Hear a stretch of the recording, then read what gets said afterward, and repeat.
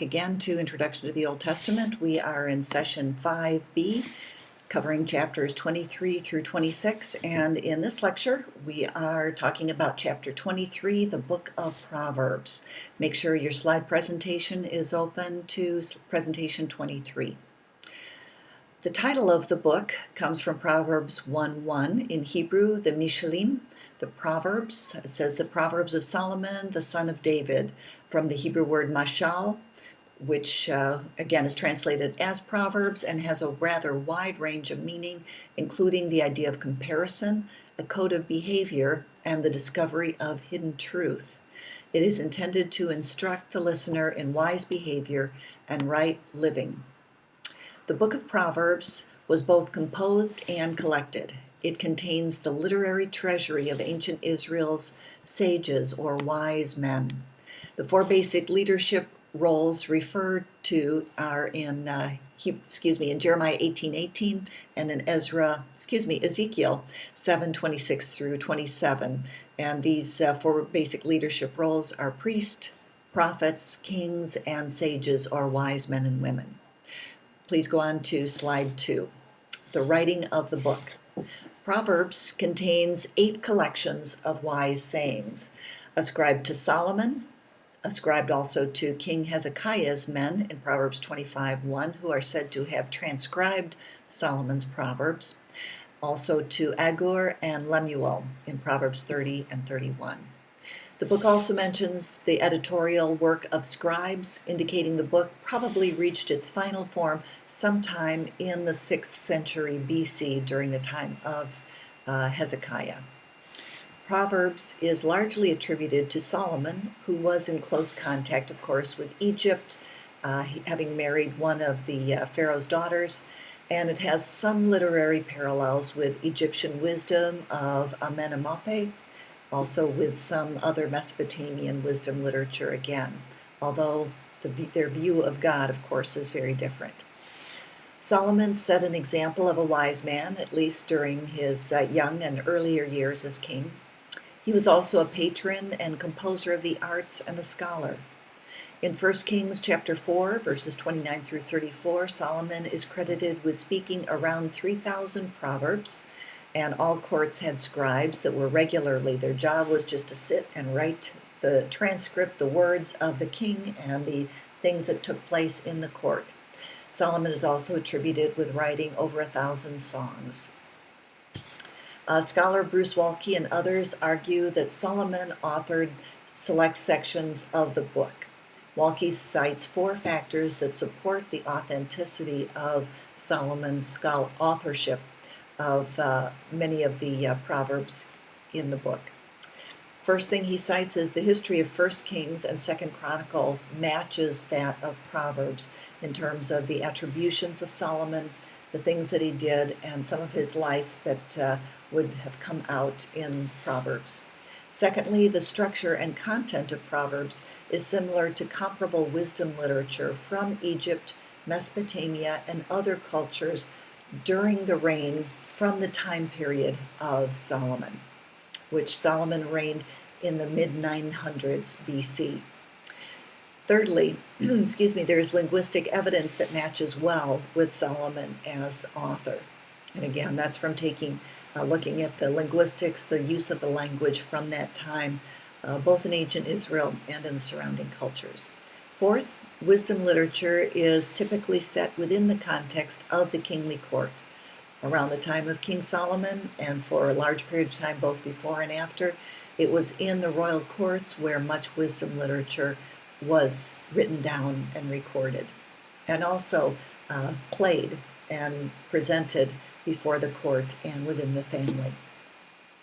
Waltke argues, why would a faker of the tradition, of the received tradition, combine attributes to others and, hang on a second. Okay, let me try that one again. Why would a faker of the received tradition combine attributions to others and inconsistently give, as the book's heading, the Proverbs of Solomon? Also, looking at Solomon as the author is also based on similarity in vocabulary, thought, and modes of expression. Furthermore, Agur and Lemuel, the authors, attested the authors of the last two chapters of Proverbs. These are unknown men, and Walke suggests that Agur was a court official and that Lemuel was a king during the Hellenistic period. Now, our textbook has a different view of these two authors, but Walke also notes that an unnamed editor compiled Proverbs into its final form sometime during the Persian period, which would have been around 540 BC to 332 BC, so just before the time of Alexander the Great. Your textbook suggests that Agur and Lemuel were sons of Ishmael and members of the northern Arabian tribe of Massa and part of the ancient wisdom tradition of the ancient Near East. So we have some pretty divergent views of who these last two people are within the book of Proverbs. Let's go ahead to slide number 3. Key ideas. The first and the main key idea in the book of Proverbs and throughout wisdom literature is the fear of the Lord is the beginning of wisdom. We say that in the book of Job as well.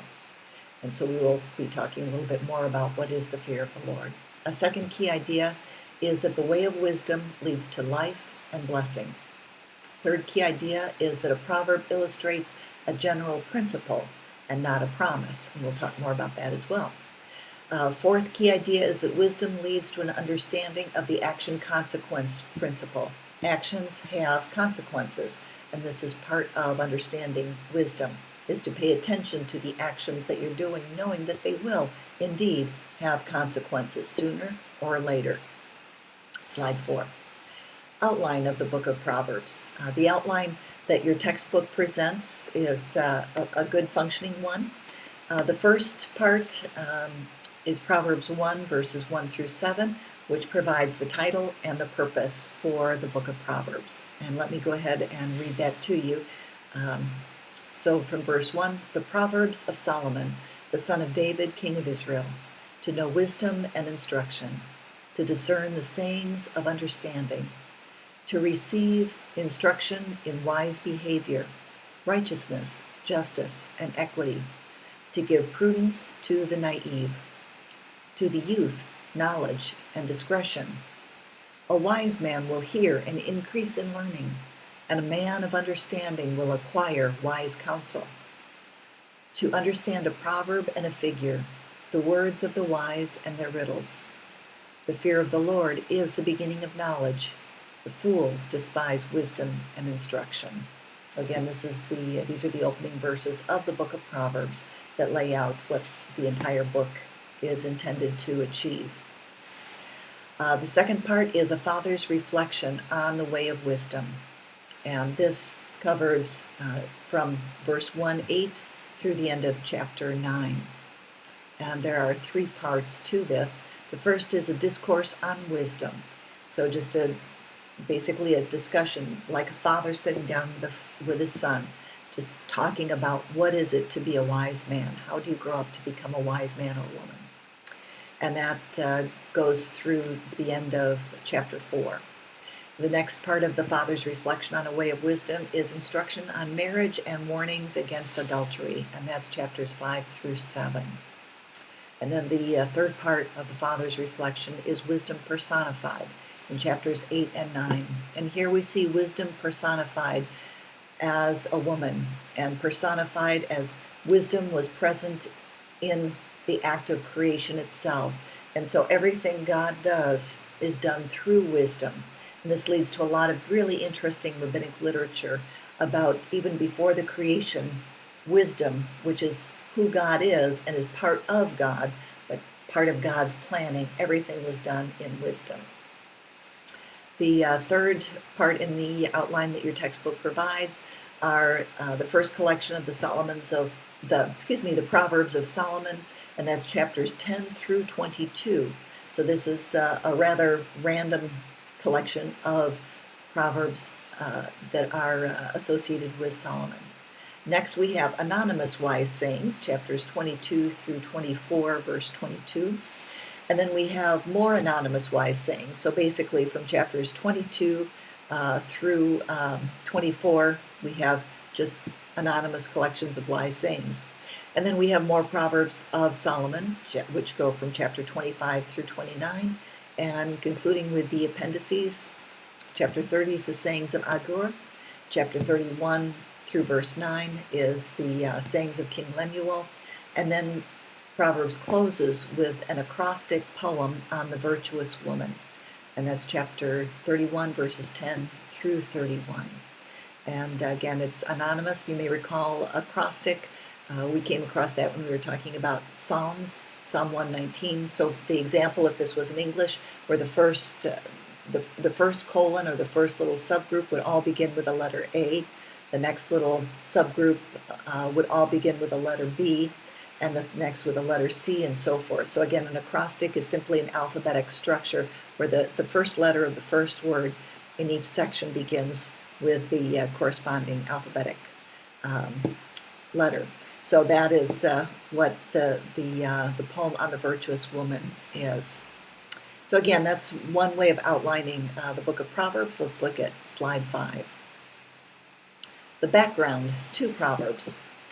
Proverbs is instructional wisdom, and it's concerned with 3 centers for teaching in the Israelite community.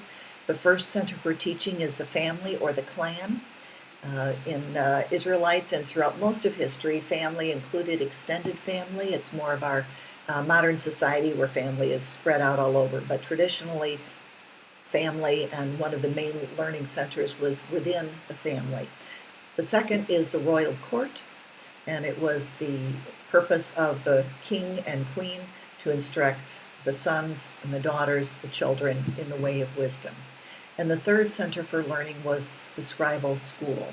So all royal courts throughout the ancient Near East, as well as in Israel, had scribes. And scribes, there were schools of scribes, and they were the ones that were responsible for keeping record of the important events. So they both recorded as well as copied. So they were the ones that kept alive the culture, the tradition, the teachings, as well as the events that took place. So the scribes, for example, would have been in Solomon's court. When Solomon was speaking, there was traditionally there would be a court scribe who would be sitting there with their normally leather, or if it was in Egypt, it could be papyrus. So whatever the writing materials that they had, and recording the things that the king was saying, events that were taking place. So again, the scribes were a very important part of maintaining the culture and passing it down to the next generation. Hebrew wisdom literature developed during the United Monarchy under Solomon and the divided monarchy under Hezekiah. These are the 2 main individuals that are identified in the Old Testament as specifically involved in maintaining the wisdom literature. So the wisdom literature instructs people in the principles of right conduct. Instruction originated in the family, and both within the common community as well as in the royal court and the scribal schools. Scribal schools themselves were also generally family-run businesses, basically. So a father would teach the son how to be a scribe, and those would be passed on within families. Unlike some psalms and songs, there is no history included in Proverbs. So again, wisdom literature, like the book of Job, does not include historical accounts. Next, Israel's recorded history compares Solomon's wisdom to that of the nearby cultures.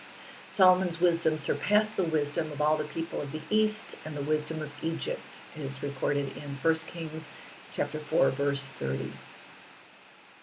We've seen in other lectures that wisdom traditions were common in the ancient world. The unique Israelite wisdom sayings were important to Hebrew kingship, and they were passed down within the reign of the sons of the kings of David, so within the Judahite lineage, so the lineage of King David. And they were integrated into an understanding of godly leadership for the nation. Slide 6. Purpose and message.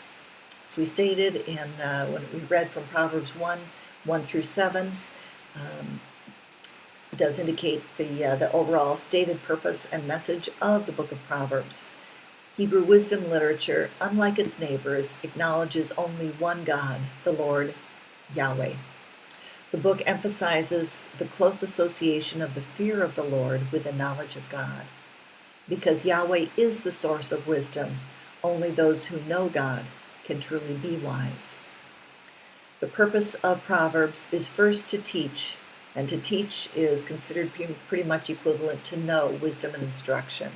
And our modern society, we tend to have a little bit more of a limited understanding of the word knowledge. We tend to think of knowledge as simply an accumulation of facts, but in the Israelite tradition, to know also meant to experience, to walk out. So again, if we think of teaching as being training and transformation rather than just accumulation of facts and data, then you have a more robust understanding of what it means to know and to learn.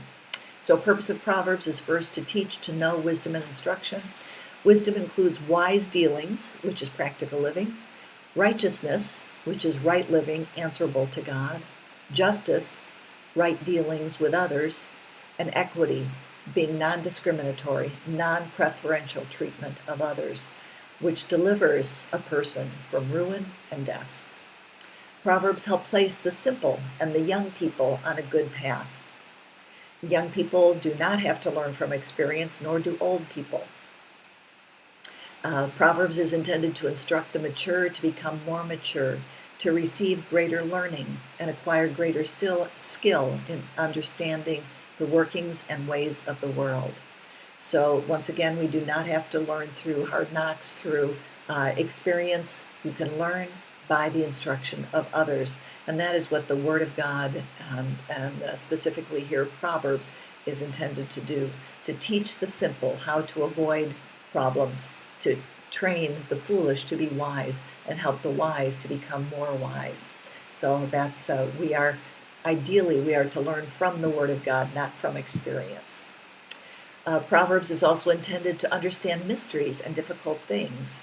The more one meditates on the Word of God, the more one understands mysteries of the things both in creation, within the world, and of God and one another.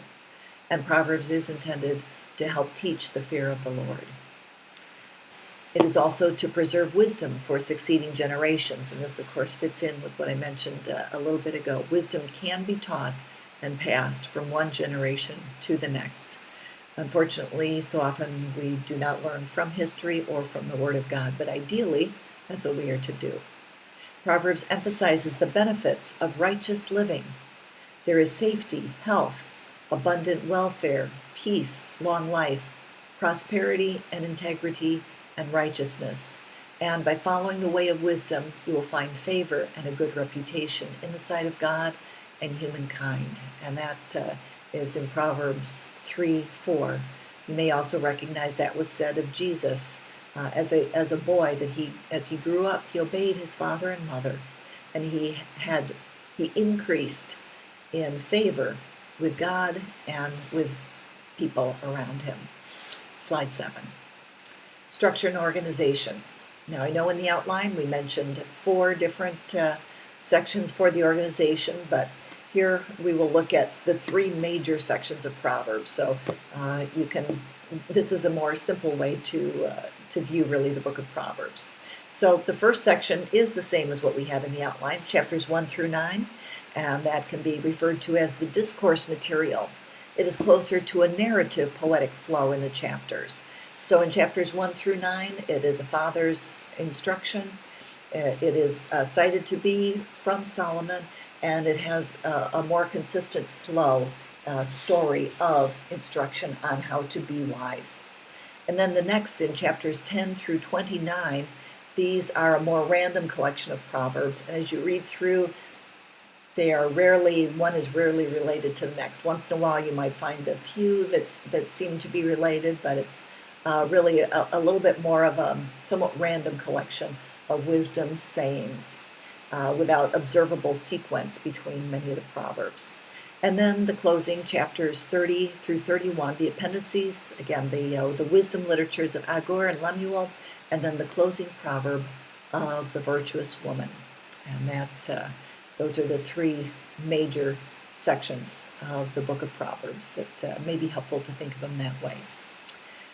All right, and other than these, Proverbs does not seem to have a systematic arrangement, and again, especially in those chapters 20 through 29. Slide 8. Let's talk a little bit about the major themes of the book of Proverbs. So the blessings of the way of the righteous when it comes to a proper relationship with Yahweh results in proper action toward one's neighbor.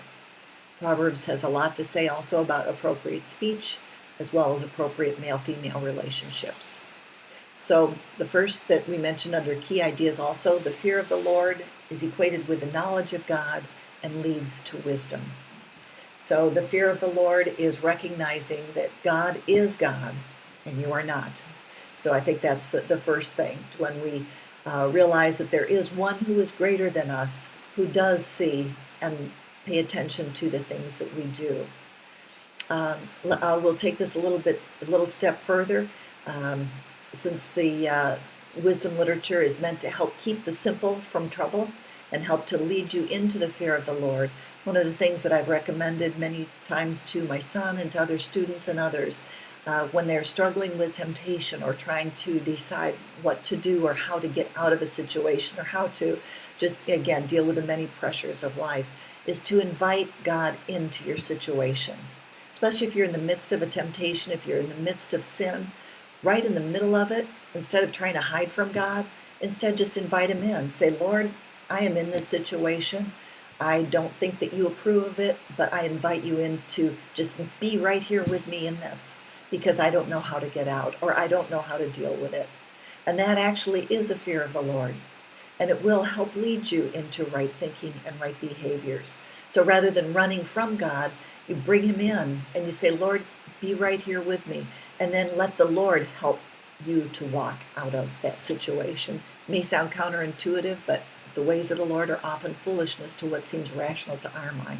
I believe it's the enemy, it's the devil, who will try to get you to run from God when what you need to do is run to God in your deepest, darkest, or most confusing moments. So again, invite God directly into whatever your situation is. Say, Lord, watch this with me, do this with me, and help me, because I can't get out of it myself. So that is also part of the fear of the Lord, is just having that, inviting God in as the perfect, loving Father. I think we all have an idea what the perfect, loving Father should be, but very few of us actually ever experience that.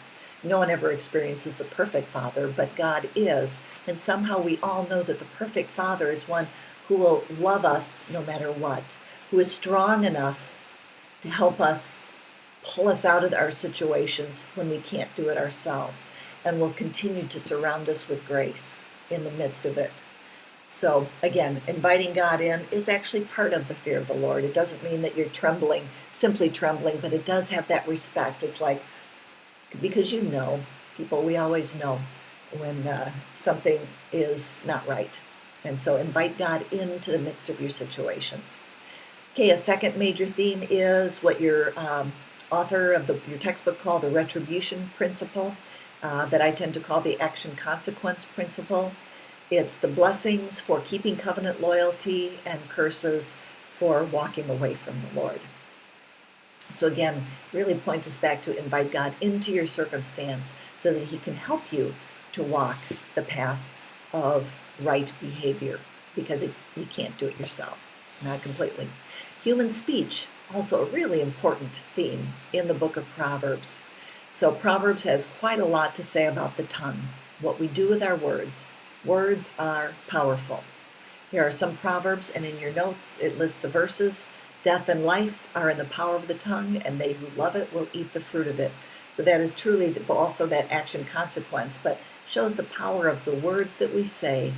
The words that we say are powerful enough to transform our circumstances, either for life or for death, for good or for bad. Words can wound or heal a person's spirit.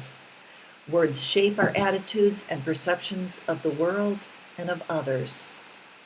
We can create pictures for people with our words, either for good or for bad. The words of the wicked spread strife and contention like scorching fire. The words of the righteous, however, are like a fountain or are like a tree of life, providing truth and knowledge, life-giving. Wise words come from a righteous character and intentional thoughtfulness. Wise words are honest, often brief, peaceful, and timely.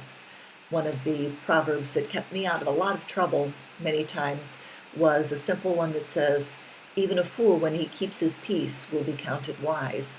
So there were times when I would be about to speak and that proverb would pop in my head and I would think, maybe I better just hold my tongue. And often that was the wiser thing to do. So again, knowing when to speak and when to keep quiet and observe, pay attention before words just tumble out will often prevent, as the proverb says, a scorching fire. Okay, and another major area of teaching is human sexuality. The wisdom of Proverbs teaches the virtue and benefits of monogamous marriage and warns against sexual looseness. So the Proverbs has a lot to say about that, keeping you from the way of death, keeping you from the way of destruction by keeping sexual purity. It is so worth it, and that is not something that our culture helps us with at all. So another reason to be reading through the Proverbs and reading what we will recognize are very appropriate warnings for going astray and how wrong sexual behavior can cause so much damage and so much hurt in our lives, and sometimes irreparably. Of course, the Lord can help with anything, but nevertheless, the consequences of that are massive. So again, adultery and sexual irresponsibility is foolish. It brings destructive and problematic consequences. One of the things that I recommend and have done many times in my life is, since there are 31 chapters in the book of Proverbs, to read one chapter a day throughout a month, and sometimes for many months to read a chapter a day.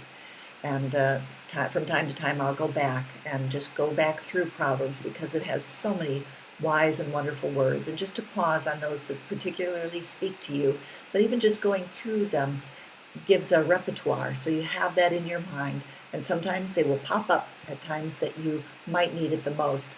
Like one of the funny ones that helped me, I'm a morning person, and my son and my niece, who lived with me for quite a while also, they were not morning people. And other times when I've had, for example, when I was in college with roommates and so forth, there's a proverb that says, "He who rises with a loud voice early in the morning, it will be counted a curse to him." So I had to learn from that one that just keep quiet in the morning if you're a morning person, if you've got people who are not morning people around you. Anyway, so there's some funny ones in there too that can be very practical.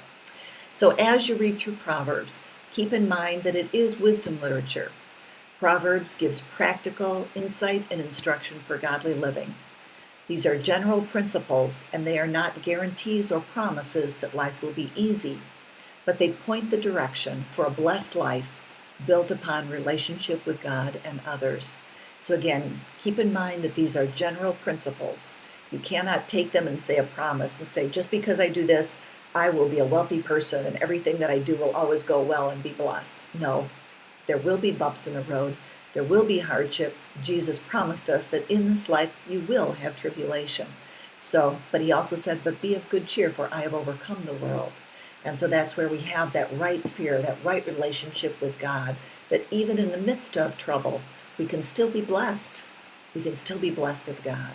So again, we hold on to these principles for right living, and we learn from them, we teach them to others, and we walk as wise people so that we will have favor with God and with others in the things that we do. The Lord bless you, and look forward to going on to the next session with you.